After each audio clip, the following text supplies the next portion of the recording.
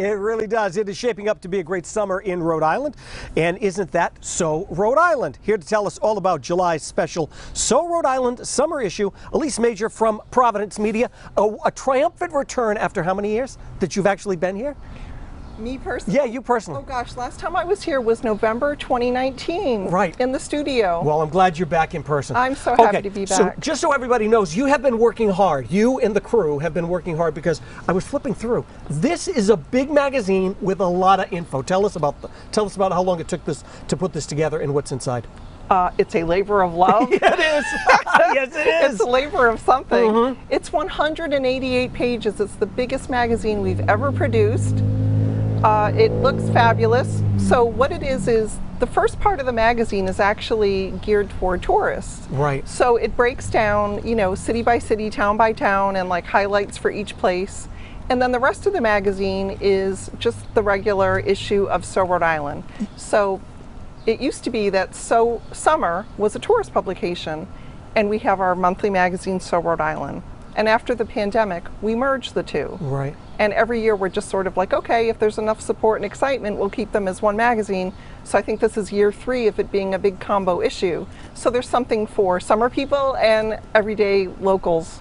Well, I was telling you, I was flipping through the magazine, and I do like how you broke it down. So it's by different towns in Rhode Island. So there's Charlestown here, you have some East Greenwich, there's Jamestown in here as well. So someone who's planning a day out can say, okay, all right, let's see what's going on in Jamestown around this time, and go from there and planning what they're going to do for the day. Exactly, and that's what I think is one of the beautiful things about having like a physical magazine.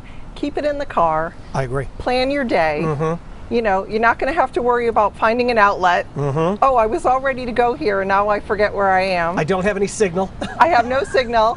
Right. It's all there. Yeah. You know, with locations and places to go and, you know, insider tips. So it's really useful. It really is. That way it's easy enough to flip through. Okay, so doing this, are you saying it is a labor of love?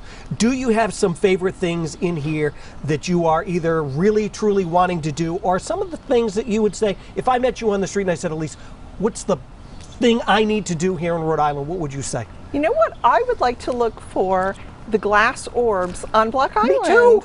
So I had heard about this for years. I love visiting Block Island. Yeah. And this is one of the great things about being like the editor-in-chief is I thought I'd like to learn more, and I assigned an article about the Glass Float project. Right. So I still haven't been to Block Island yet this summer, but I did go to the glass station in Wakefield where they make the orbs.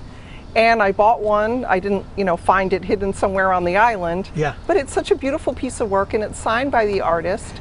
And so for me, that is something I'm definitely going to do this summer. Yeah, and you can see it on the bottom here, how they stamp, I'm not sure if you can get a shot of this, how they stamp it so you know it is one of the legit orbs. Yeah. that they create. And I was watching how they have to go out in a bag, almost in disguise at this point, because people know that they're coming. Exactly. And place the orbs all over the place. I know, and it's very cool too because it really makes you go to like these little hidden spots in the island. You're not going to find it walking along like, you know, the main street. Right. Can you talk about the photography in here as well, because this one here of Jamestown and the Coastal Queen is really, it's very Rhode Island. It's very Rhode Island. I have to say, a lot of the photos we do receive from the businesses. Okay. So if we want to feature a business, we'll ask, do you have any high-res photos that we can use and share? And the things that we aren't able to get, we'll send our general manager, Nick Del Giudice, right, who is an award-winning photographer. He did the cover, and he'll go and take the photos. Okay. Also, ton of places with ice cream too. So much ice cream. Nothing wrong with that, right? Nope. In fact, that's another summer thing on my list. I've never been to Brookley's. You haven't? No. You need to get on that. I know. Yeah, you need to really. So where can people pick up the magazine? They're all over the southern part of the state, so that's South County, and they're also along the East Bay. Mm-hmm. We also have them at our offices at the Warwick Beacon in Warwick. But you can find them at, like, you know, supermarkets, small shops, cafes, all places like that. Yeah, they really are. And get a couple, maybe put them in each car that you have. That way you can Exactly. hang on to these things, and when you're looking for something or driving around, going, where am I going to go? I know, keep it on the coffee Keep table. it on the coffee table. Bring it to family and friends who are like, where are we going to go?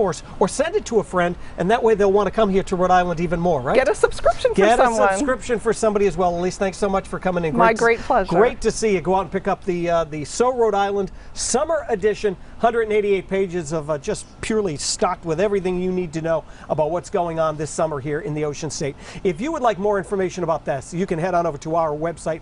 That is rhodeshow.com.